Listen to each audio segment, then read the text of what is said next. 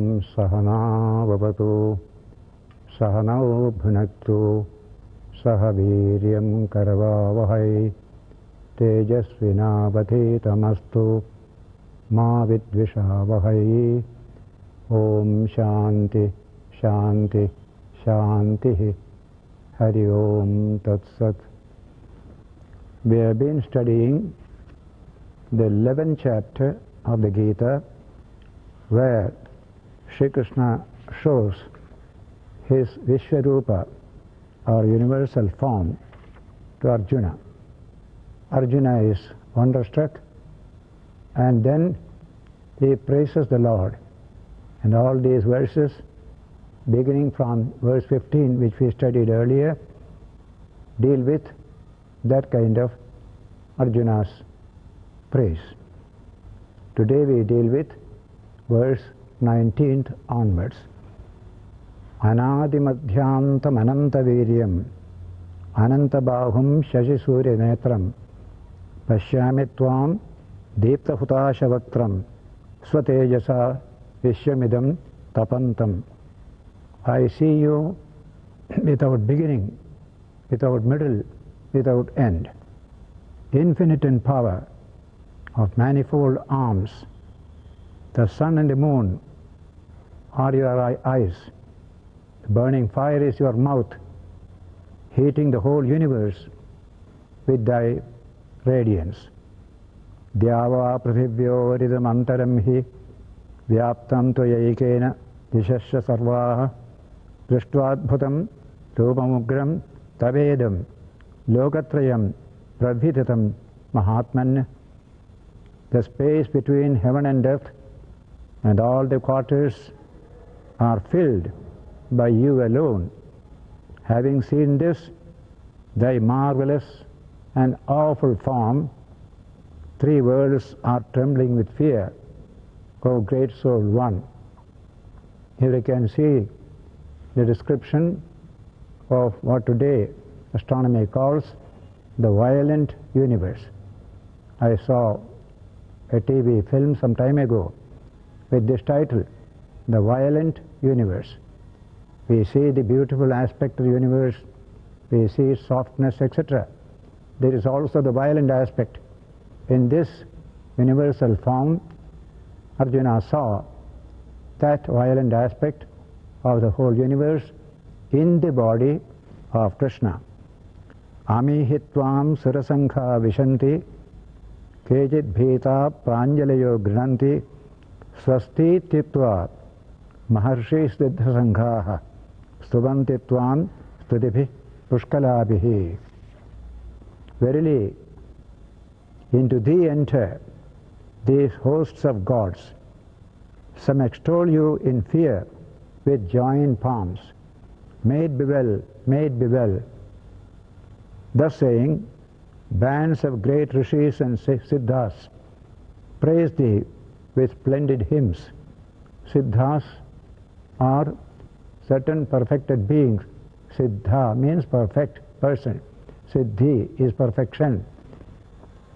Similarly, Rudraditya, Vasavo, Yeja Sadhya, Vishveshunau, Marutascha Ushmapascha, Gandharva Yaksha, Sura Siddha Sankhaha, Vikshante Tvam, Vismitaschaiva Sarve. The Rudras, these are all Vedic deities and some sort of what you call non-human beings. Rudras, Adityas, Vasus, Sadhyas, Vishwadevas, the two Ashwins. The two Ashwins are known as great doctors of the gods. Maruts, Pushmapas means the ancestral souls of the ancestors, Pitrus are they are called. And hosts of Gandharvas, great musicians they are, Gandharvas. Yakshas, Asuras and Siddhas. All these are looking at thee quite astounded.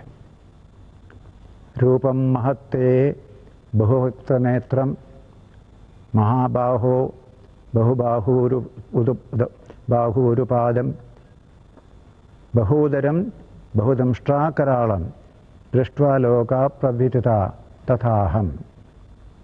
Having seen thy immeasurable form, with many mouths and eyes, O mighty armed, with many arms, thighs and feet, with many bellies, and fearful with many tusks, the worlds are terrified. And so am I, says Arjuna. I am also terrified, seeing this form. Nafasprasham deeptam anekavarnam vyattananam deeptam deeptavishala netram drishtva hitvam praviteta antaratma dhritim na vindami shamam cha Vishnu. Nafasprasham deeptam anekavarnam is a beautiful expression. Says, on seeing thee touching the sky, shining in many a color, Tapasprasham Deeptam Anekavarnam, with mouths wide open, with large fiery eyes, I am terrified at heart and find no courage nor peace, O Vishnu. Vishnu is whose incarnation is Krishna. The first line, Napasprasham Deeptam, has been taken as the motto of the Indian Air Force, just like Satyameva Jayate from the Mundaka Upanishad has been taken as the national motto. In every government paper you will find Satyameva Jayate, truth alone triumphs. So this is the Air Force that has taken. Similarly, the Indian Administrative Service, IAS, they have taken this from the Gita. That is Yoga Karmasu Kaushalam. Yoga is efficiency in action. And so Arjuna continues, Damshtra karalani chate mukhani drishtva kalanala sannibhani disho na jane na labhe cha sharma prasida devesha jagannivasa. Having seen thy mouths fearful with tusk. Tusk is actually called Damshtra. Whenever our Puranas describe a Rakshasa, an Asura, what you call a very fearful, wicked type of people, they describe them having tusks outside so that you can tear a person to pieces. Full of wickedness is there in the body itself. And so, having seen thy mouths fearful with tusks, blazing like pralaya fires, I know not the four quarters, nor do I find peace in my mind. Have mercy, O Lord of the Devas, the abode of the universe. You are the abode of the whole universe. And here, pralaya fires, it's a beautiful idea. We have it in today's astronomy, that in the final state of the dissolution of the universe, all the sun will blaze up and swallow all the planets. So also other stars will do the same, full of fires. We call them pralayanala. The fire during the pralaya. Pralaya means dissolution. When the world is being dissolved, there will be a tremendous fire all over. It was fire that became the universe. The universe goes back to the fire. Ultimately, that will all condense into what they call the background material. Here we call it pralayanala. So I do not find any peace. Have mercy on me, he says. Ami chatvam dhritarashtrasya putraha sarve sahaiva avanipala sankhaihi bhishmo drona sutaputras tathasau sahasmadiyairapi yodhamukhyaihi vaktrani te tvaramana vishanti damshtrakaralani bhayanakani kejit vilagna dashanantareshu sandrishyante churnitai ruttamangaihi. The verses 26 and 27 are put together for grammatical purposes. It says, all these sons of Dhritarashtra, that is the opposite party, Arjuna's opposite party, with hosts of monarchs, Bhishma, Drona, Sutaputra, that is Karna, with the warrior chiefs of ours, the Pandava army, all these enter precipitately into thy mouth, terrible with tusks, fearful to behold. Some are found sticking in the interstices of thy teeth, with their heads crushed to powder. Here is time acting. In fact, just before the war, after Krishna's embassy to the Kauravas to seek for peace between the two parties failed, Bhishma was very much upset, and Bhishma told Krishna, he says, Kala bhuktam idam manye kshatram sarvam janardana. Krishna, I find all these kshatriyas, all these warriors around, they are all meant for being swallowed by the mouth of time. Kala bhuktam. He had already said that just before the war, because people had become fit for being destroyed. They are in that mood that time. So here also he says the same thing, their heads crushed to powder. All these are being destroyed. The example is given, Yatha nadinam bahavo ambuvegaha samadrimeva apimukha dravanti tatha tavami naraloka veera vishanti vaktrani abhivijjalanti. Verily, as the many torrents of rivers flowing towards the ocean, that is their direction, that is their goal, so do these heroes in the world of men enter thy fiercely flaming mouths. That is a fine example. Rivers get merged in the ocean. All these beings get merged in you in this terrible form.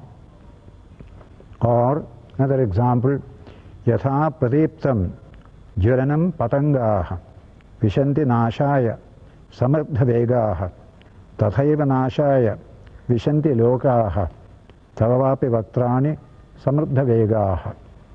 As moths precipitately rush into a blazing fire only to perish, this is an example often taken. People rush into death, rush into evil, rush into this, like moth rushing into fire. They are attracted by the fire and they die in the fire. That is it. Even so do these creatures also precipitately rush into thy mouth only to perish. This is the example very often given. Whenever there is a light, so many moths are around it.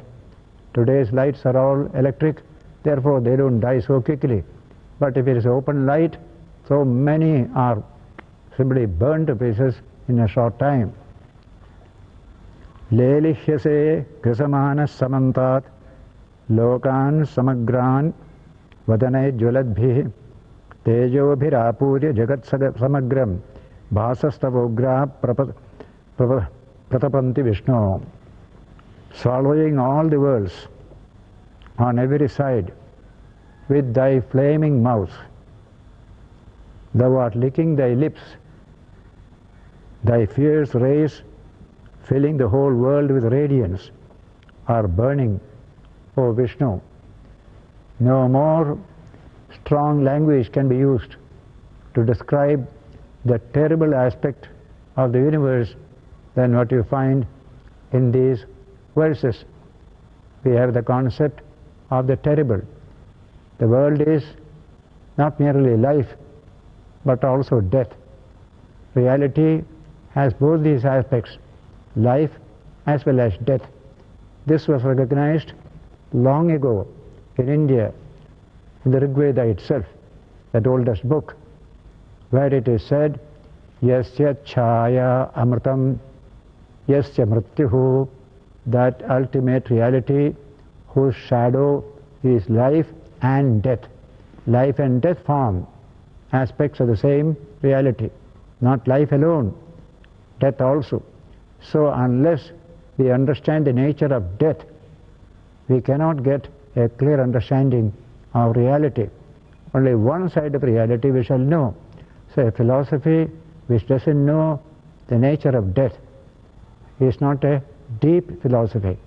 It has not come to the depth dimension. This is the importance of the study of the subject in India, of the ultimate reality. The accepted death is a fact of life, just like life itself is a fact, death also is a fact. Comparatively speaking, in Greek philosophy, there is life fully understood. Death is not understood at all. That is the weakness of Greek philosophy. In his book on the Greek view of life, the author has said that Greece did not understand the nature of death. They did not reconcile themselves to death. They wanted to live in life, in action, and in passion. And when death came, they were not reconciled to it, except one. That was Socrates. He alone understood death also is an aspect of reality. So he alone could face death with absolute calmness. That story is narrated by Plato, where Socrates drinking poison, so many people, young disciples are sitting around, they are weeping. He consoles them, though he is going to die, but he consoles them. He is all peace. Then one of the disciples, Crito, asked Socrates, Socrates, how shall we bury you? Socrates smiles. Bury me? You mean this body? You do with it as you do with other people. That means that is my mortal part. But you cannot catch me, the real me. That is the immortal part. Now this subject the Greeks never understood. Therefore they tried Socrates and condemned him to death. But if he were in India, he would have said, what a wonderful person. He knows the subject of life and death. He has gone beyond. He knows he is the immortal soul, the infinite Atma. That is why death is to be accepted as a fact of life itself. So, Krishna, the world of radiance, burning O Vishnu, thy fierce rays filling the whole world. So Arjuna is asking, Akhyahi me ko bhavan ugrarupo namostute devavara prasida vijñādum iccāmi bhavantam ādyam nahi prajanāmi tava pravrittim. Tell me who you are, fierce in form. Arjuna is asking that universal form. Salutations to you, O Deva Supreme, have mercy. I desire to know you, O Primeval One. Primeval One, that is the ancient, most ancient one. In the Brihadaranyaka Upanishad, it is mentioned, the oldest thing in the world is Brahman. Everything else comes after. So the oldest is the word used for Brahman. First Brahman, then only other things come. So it is called Purana. Primeval is used here. Akhyahi bhavan ugrarupo namostute devavara prasida vijñādum iccāmi bhavantam ādyam. Ādyam means the first, the primary. That's the language used in the Upanishad, as I said. Brahman is the Adyam, the first reality. Then only other things come.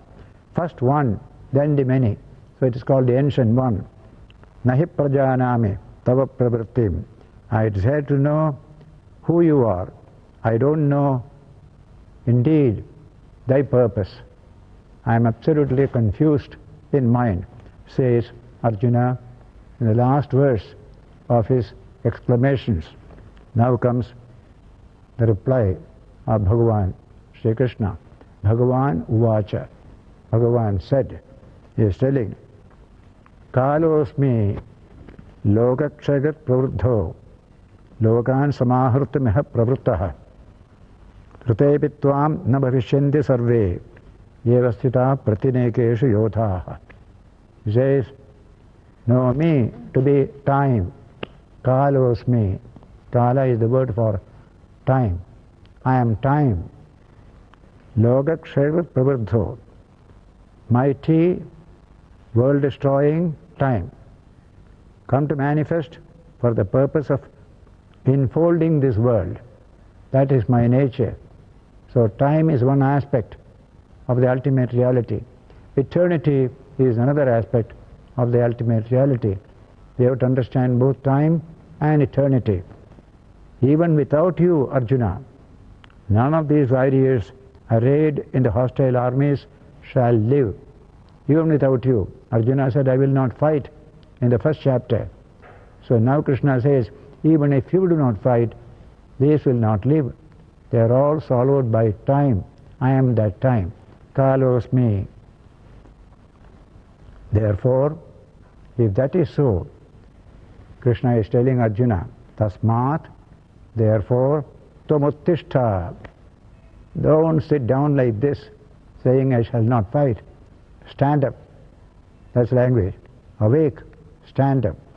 These two words come again and again in the Upanishads. Uttishtata, Jagrata, arise, awake. Here this is Uttishta, Tasmatum Uttishta.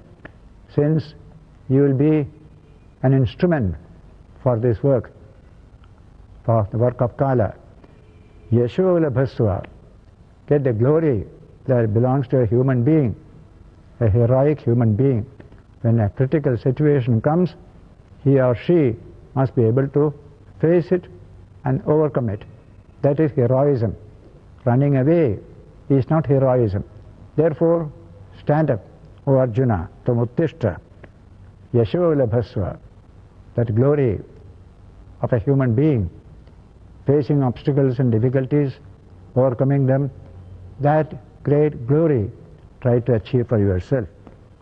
Jitva Shatruvun, after overcoming your enemies, Bhungsha Rajyam Samruddham, enjoy dominion over the country which you will be getting after the war.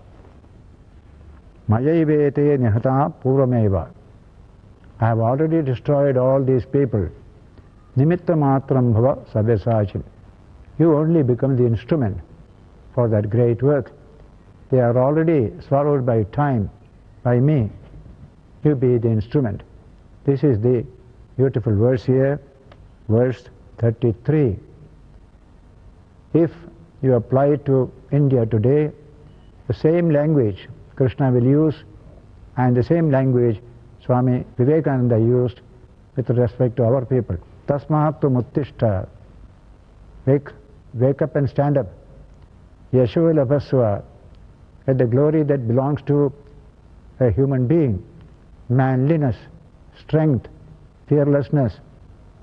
This is the type of man and woman we need. And therefore, overcome your enemies. What are the enemies? Poverty, backwardness, illiteracy, exclusiveness of caste, communal differences.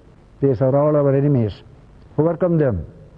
When you overcome them, something great will happen. The country will become like a heaven. In that heaven, you can enjoy life best.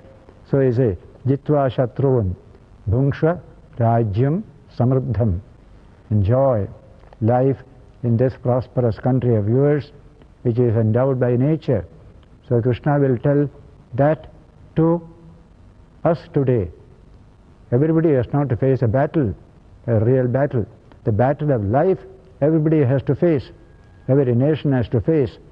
So when that particular situation is universalized, you get this wonderful message from the Gita to the people of India today. Tasmat Muttishta. Don't sleep. Don't be lazy. Don't be self-centered. Wake up. Stand up. Face up to the problems. How many are living life next door to animals?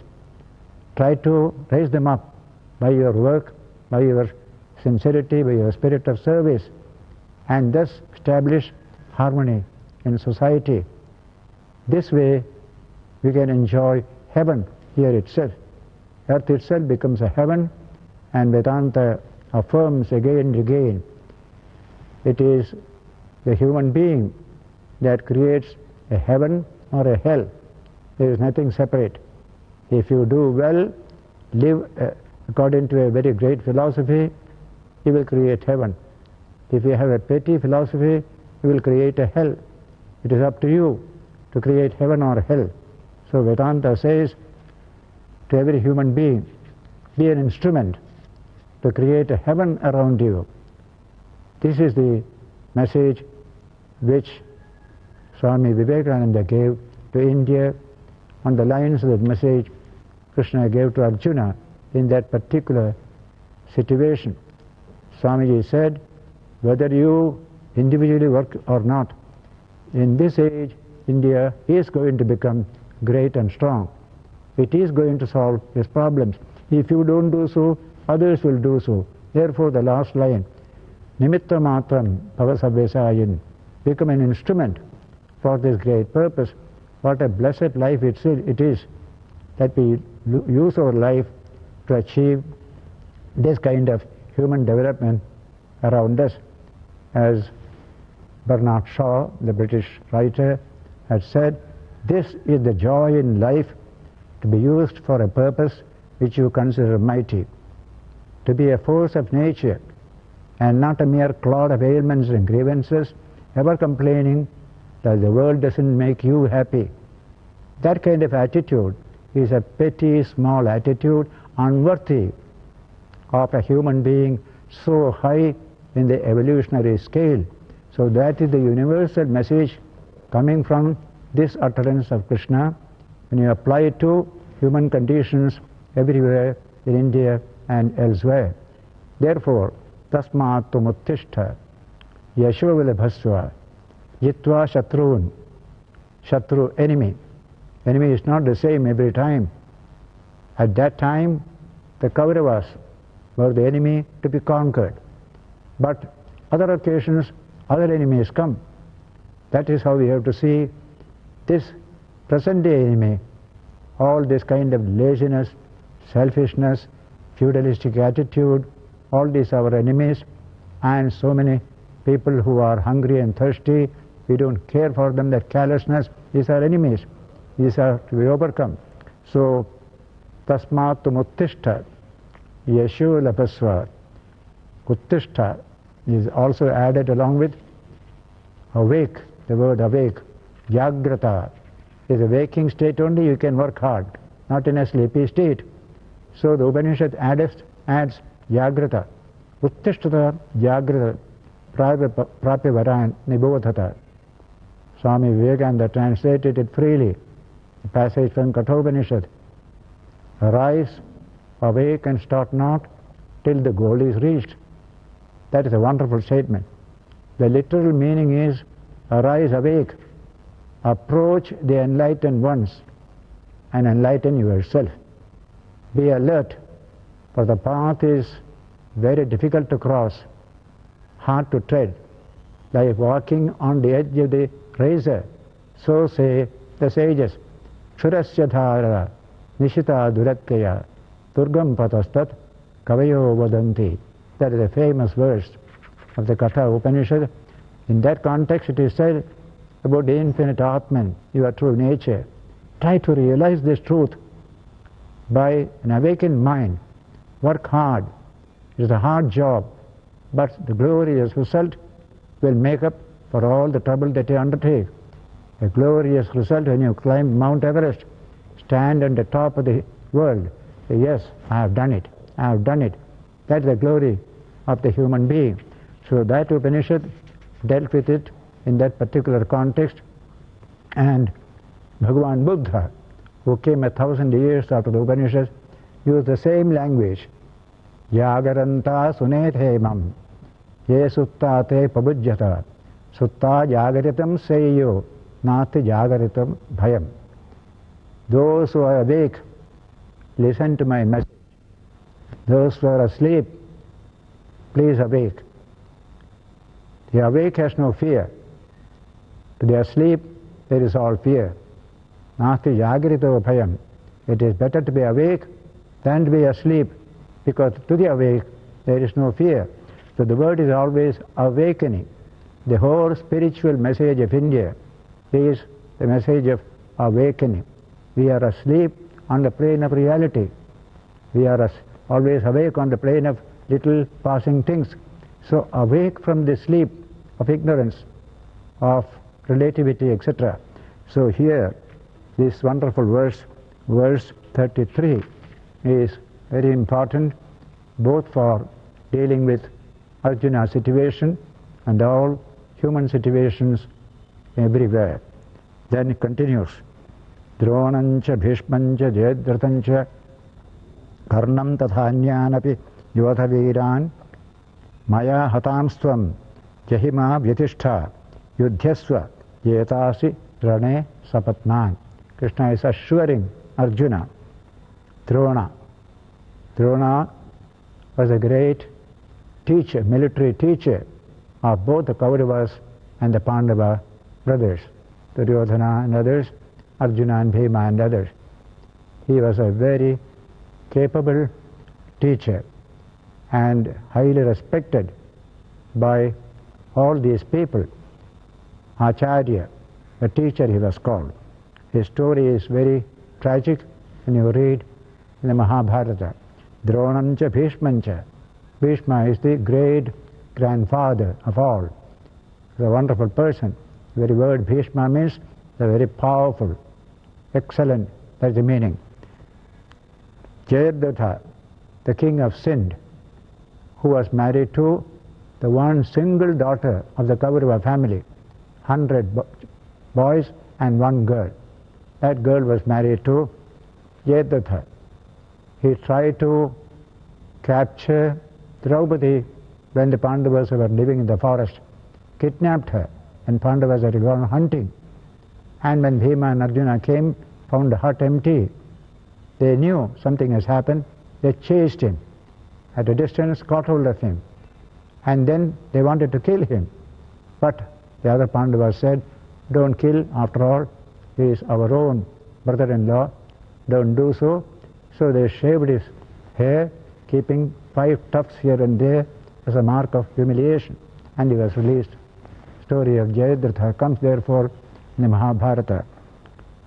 Karna, Pandava, eldest son, not known by other brothers that he is our eldest brother, because after birth, which was at that time illegitimate, you can say, he was put in a boat and sent down the river. Somebody took it and then reared up this Karna, and therefore they don't know each other. That is Karna, also exceptionally powerful as a warrior, as well as other brave warriors. These have already been killed by me, says Krishna. You do thou kill them. Now physical work you do. Mentally the whole thing is over. They are subject to death. Be not distressed with fear. Fight, and thou shalt conquer the enemies in battle. This is the time for you to stand up. He had told this in the 2nd chapter, beginning itself. And where from has come this weakness, Arjuna? You refuse to fight. You have sunk into the chariot. Stand up.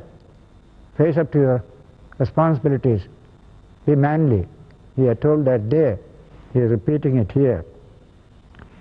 Yudhyasva. Fight on.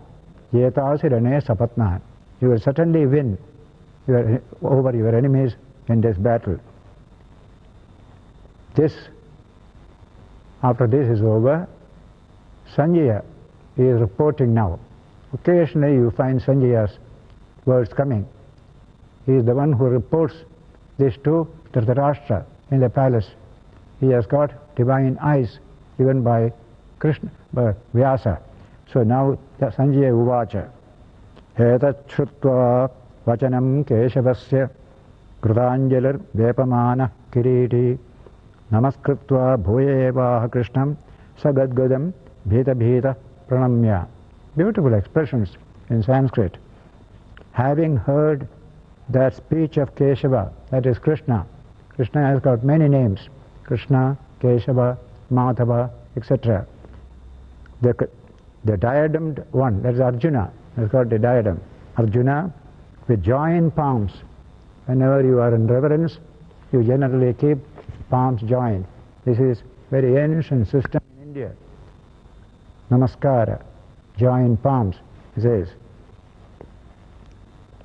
And trembling with fear, prostrated himself and again addressed Krishna in choked voice, full of emotion. Choked voice, Gad-gadam is the word in Sanskrit. The words do not come clearly, gada, gada, gada, like that. So Gad-gadam is the word in Sanskrit, choked voice, bowing down, overwhelmed with fear. Now Arjuna begins to say once again, a chastened Arjuna. Some of the most beautiful verses will come in the course of this and towards the end of this chapter. Arjuna said, Thane Rishikesha Tava Pragirtya Jagat Praharshyat Nirajyate Cha Yakshamsi Bhitani Disho Drabanti Sarve Namasanti Cha Siddha Sanghaha. It is only proper, O Krishna, that the world is delighted and rejoices in thy praise, praise to the divine, that Rakshasas, the evil forces, fly in fear to all directions, and a host of Siddhas bow down to thee in adoration.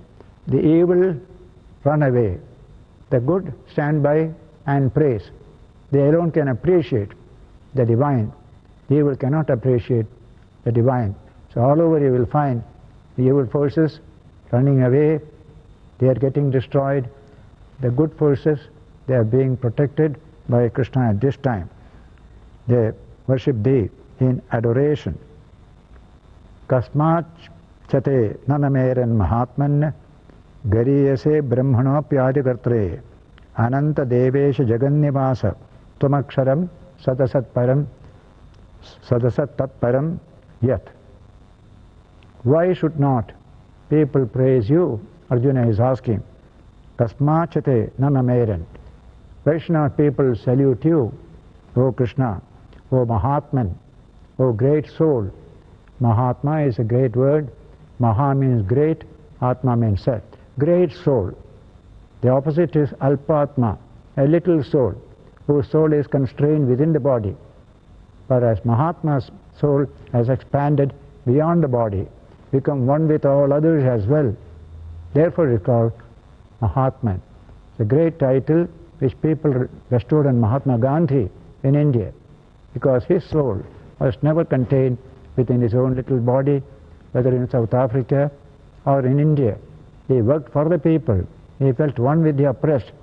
Therefore, people gave this title to Gandhiji in India in the 1920s, Mahatma Gandhi.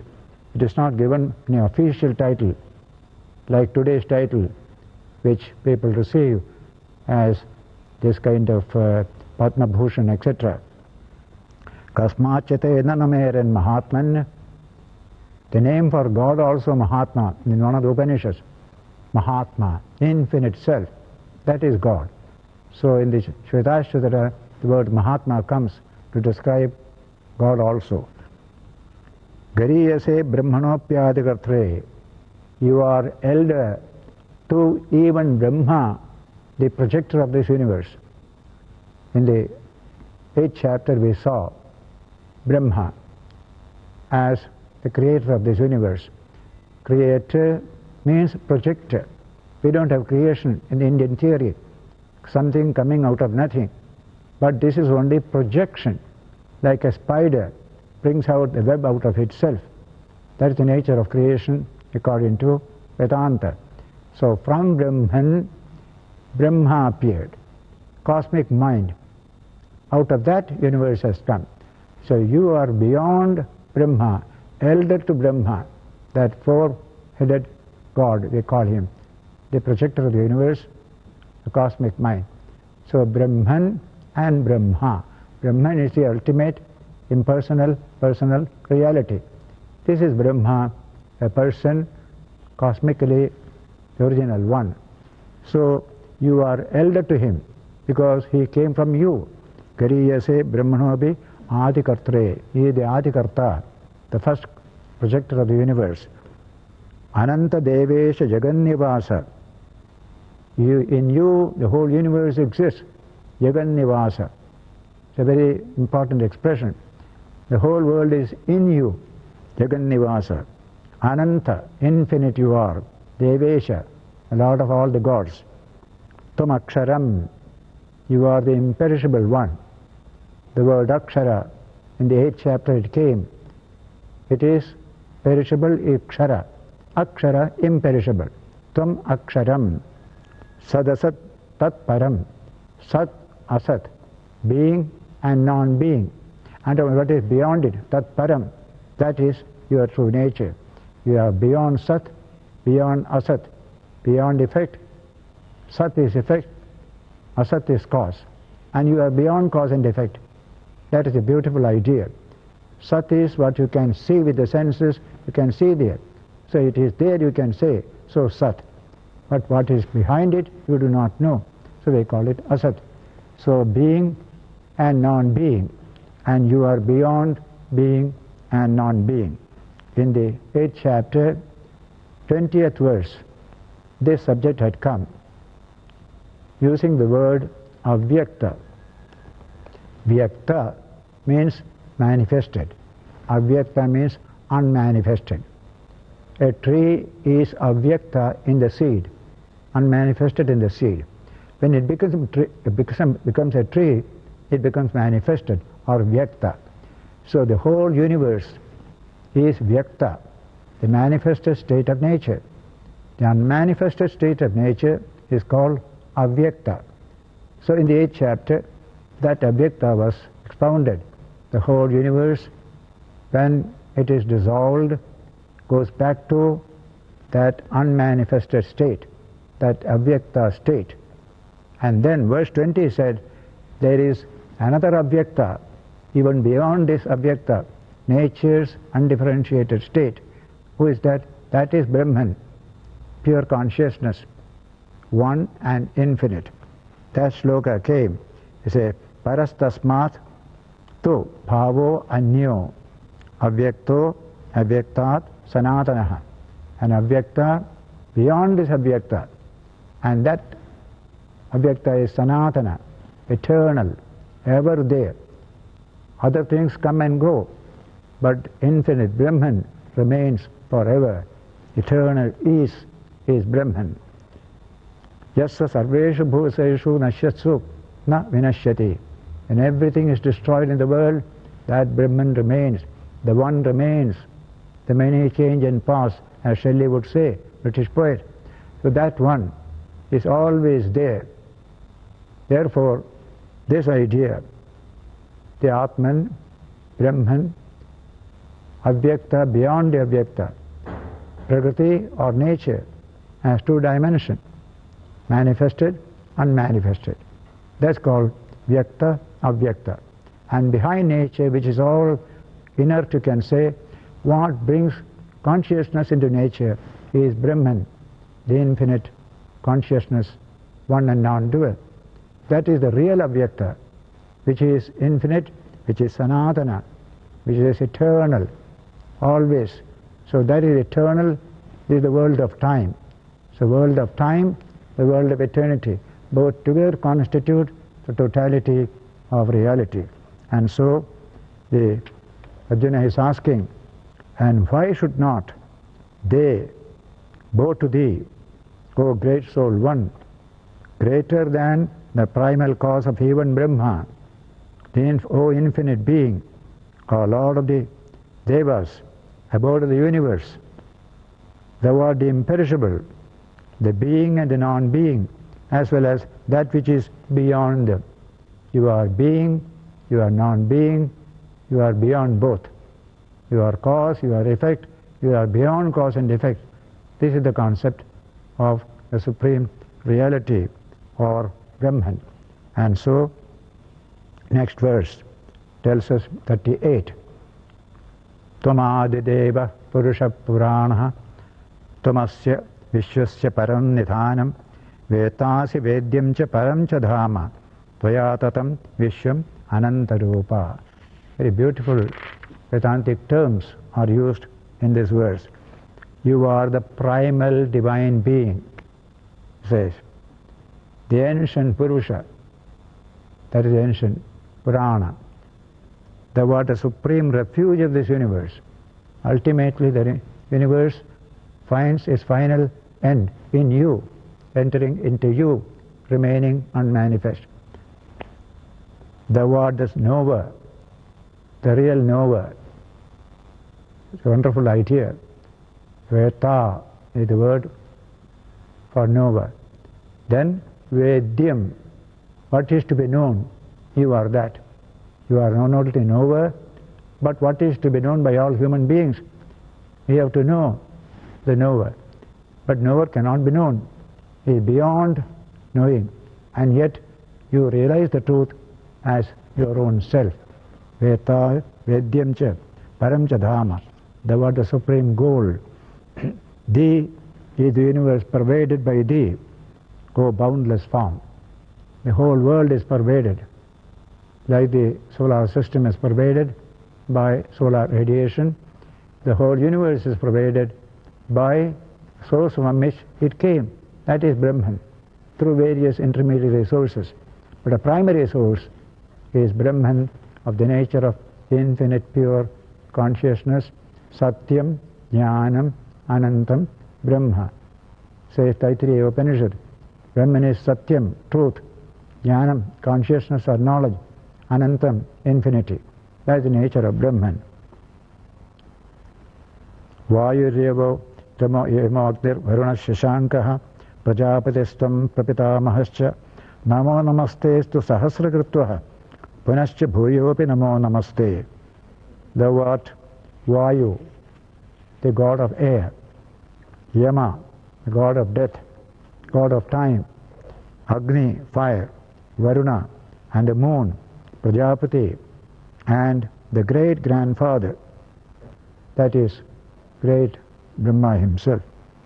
Salutation, salutation to thee, repeatedly, twice, salutation, salutation, Namo Namaste, 1,000 times, again and again, salutation, salutations to thee.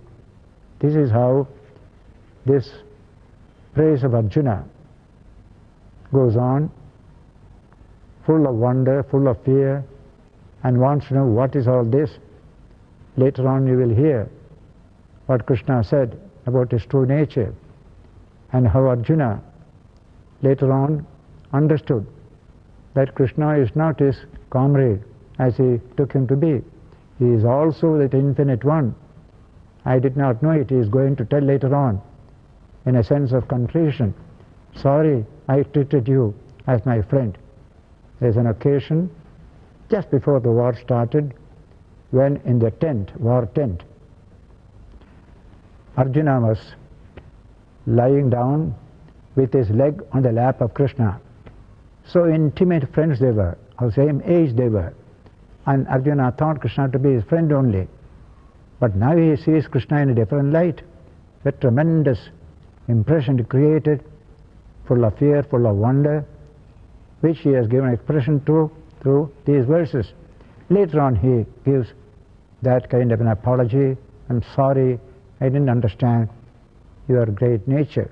That will come later on. Today we end up with this great verse. Vayu Remagnir Varuna Shashankaham Prajapatistam Prapitamahascha Namo Namastestu Sahasragatvaha Punascha Bhuyopi Namo Namaste. And then similarly also the 40th verse says Namaparastadata Prishtataste Namastute Sarvata Eva Sarva Ananda Viryamita Vikramastvam Sarvam Samapnoshi Tasosi Sarvaha. The 40th verse finally says, salutations to you before, that is in front, and behind. Salutations to you on every side. O all, you are the all. Thou, infinite in power, infinite in prowess, thou pervadest all. Wherefore, you are the all. You pervade the all, Therefore, you are the all. That's a beautiful idea in Vedanta. The solar radiation pervades the whole solar system. So they are all solar. There is nothing but solar in this world. The food that you take, the trees that grow, your own digestive energy, all these are nothing but solar radiation in some form or the other. So you are the all. You are that. The whole universe is Brahman. That's the language. Brahmaivedam Amritam. In the Mundaka Upanishad it said that immortal Brahman is this universe. Brahmaivedam Amritam. And then Purastat Brahma. In front of me is Brahman. Paschat Brahma. Behind is Brahman. Dakshinavas Shostadena. Right and left also Brahman. Atascha Urdham Cha. Above us is below. And finally, Brahmaivedam Vishwamidam Varishtham. The whole universe is that supreme Brahman. That is a great utterance of the Mundaka Upanishad. Today we close this study of this Vishwarupa Darshana with this wonderful verse. I salute you in front, behind, everywhere. You are everywhere. You are everything. And the language of Mundaka Upanishad, Brahmaivedam Vishwamidam Varishtham. Idam is this manifested universe. This manifested universe, what is it truly? It's all Brahman only. That is the last word of Vedanta.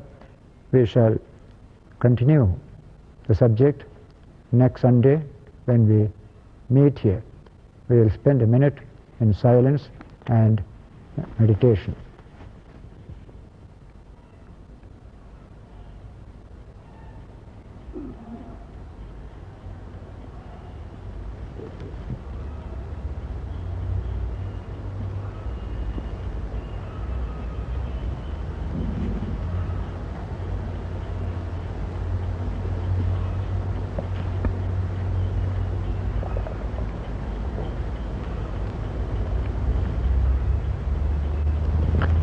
Namah Shivaya Shantaya Karanatraya Hetave Nivedayami Chatmanam Tvam Gati Parameshwara.